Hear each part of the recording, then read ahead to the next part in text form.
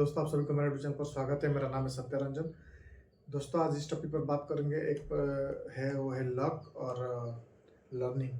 और ये तभी आपको समझ में आएगा जब आप इसके बारे में सोचोगे या फिर समझने की कोशिश करोगे और रियलाइज करोगे कि ये लक की वजह से हुआ या फिर मेरा लर्निंग था।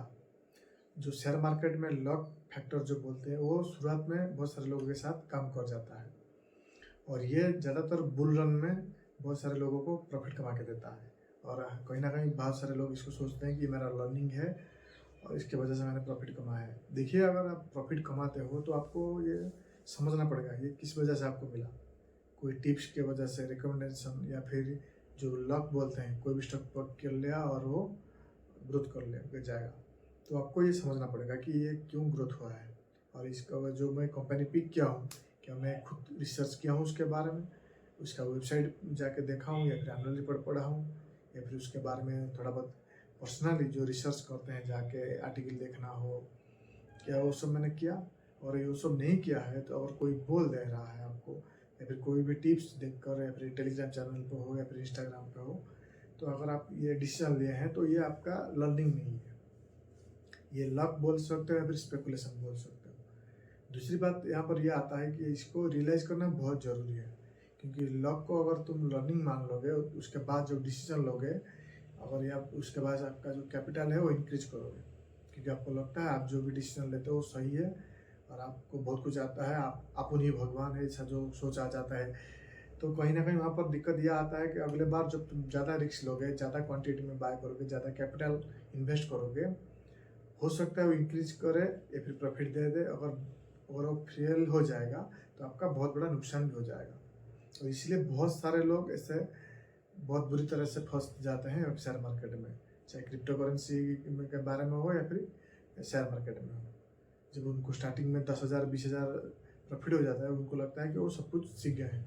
उसके बाद ये वो जब कैपिटल बहुत ज़्यादा इंक्रीज करते हैं, उसका उनका बहुत ज़्यादा नुकसान हो जाता है।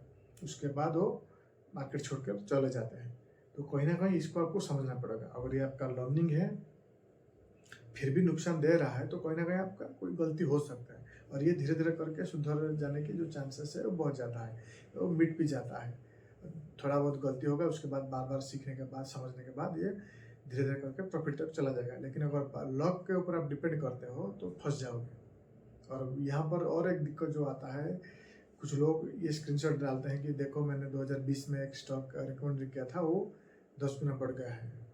वो 500 स्टॉक रिकमेंडेशन किए होंगे या फिर उनके बारे में डिस्कस किए होंगे, उनमें से एक को अगर कोई भी बहुत ज़्यादा रिटर्न दे देता है वो, तो उसको लेकर वो मार्केटिंग करते हैं। और उसमें बहुत सारे लोग फंस जाते हैं कि हाँ ये तो बहुत अच्छा रिकमेंडेशन देता है। तो ये गलत फहमी में मत जीना दोस्तों, वरना बहुत ज़्यादा बुरी तरह से फंस जाओगे। कोई भी रिकमेंडेशन, खासकर वो रिकमेंडेशन जो फ्री में देते हैं या फिर जो आपको कोर्स बेचने के लिए दिया जाता है, तो वो उनके समय या फिर उनके हिसाब से कभी भी डिसीजन मत लीजिए, वरना फंस जाओगे। और एक बात यहाँ पर जो आता है कि अगर आप खुद का रिसर्च किए होंगे तो कहीं ना कहीं आपकी जो नॉलेज है, जितना टाइम तक आप ये सब रिसर्च करोगे, पढ़ाई करोगे, आर्टिकल पढ़ोगे, एनुअल रिपोर्ट देखोगे, आपकी जो नॉलेज है वो लगातार ग्रोथ होता जाएगा। और at a point of time आपको ये रियलाइज होगा कि आपका जो नॉलेज है उसके बेसिस पर आप डिसीजन लेना शुरू कर दोगे। तभी जाके थोड़ा बहुत या फिर थोड़ा बहुत नुकसान भी हो जाए, लेकिन जब इसको आप प्रैक्टिस करोगे तो आप अपने आप सुधर जाएंगे या फिर सीख जाएंगे बहुत कुछ चीज़ें। उसके बाद आप इंडिपेंडेंटली डिसीजन लेना सीख जाएंगे और स्टॉक पिक करना आपको आ जाएगा। इंडिपेंडेंटली होना शेयर मार्केट में बहुत ज़रूरी है, वरना इन्फ्लुएंस बहुत ज़्यादा लोग करते हैं। और ये बात मैं आपको बता देता हूँ कि बहुत कम ही लोग हैं सोशल मीडिया में, चाहे यूट्यूब हो, इंस्टाग्राम हो, जो जेन्यूनली सिखाने की बात करते हैं या फिर इन्फॉर्मेशन देते हैं। वरना बाकी बहुत सारे ऐसे हैं जो आपको स्पेकुलेट करके पैसा लूटना चाहते हैं या फिर आपको कोर्स बेचना चाहते हैं। बहुत कम ही लोग हैं जो जेन्यूनली बहुत कुछ सिखाने की कोशिश करते हैं, बहुत कम होते हैं वो लोग शेयर मार्केट में। तो आपको उनको पर भरोसा ब्लाइंडली किसी पर भी मत कीजिए, चाहे कोई भी हो, चाहे मैं हूँ, आपको यार और कोई भी हो। आपको किसी पर ब्लाइंडली भरोसा करने की ज़रूरत नहीं है, ना ये करना सही है। ये कभी भी सही नहीं जाएगा। एक बार सही हो जाएगा तो दूसरी बार, तीसरी बार गलत हो जाएगा। और जब गलत हो गए तो बहुत ज़्यादा नुकसान होगा, सही जब हो गए बहुत कम प्रॉफिट होगा। यही दिक्कत आता है बहुत सारे लोगों के साथ। तो खुद पर रिसर्च कीजिए। और यहाँ पर और एक बात जो मैं ऐड करना चाहता हूँ कि ईगो एक आता है। देखिए, ईगो बहुत सारे लोगों में इसलिए आ जाता है कि अगर उनका चाहे ट्रेडिंग करते हैं या फिर इन्वेस्टिंग करते हैं, वो ईगो के साथ कभी कभी वो उनका जो है मुकाबला करने की कोशिश करते हैं। जैसे अगर मानो और आज उनका नुकसान हो रहा है, एक ट्रेड के लिए नुकसान हुआ, दूसरे ट्रेड में नुकसान हुआ, 5 ट्रेड तक नुकसान हो रहा है, फिर भी वो जब तक प्रॉफिट नहीं कमाएंगे उनके दिमाग में ये डाल देते हैं, आज जैसे भी करके मैं प्रॉफिट कमा के जाऊँगा। और ये जो सोच है उनको और 10 बार नुकसान करने में मजबूर कर देता है।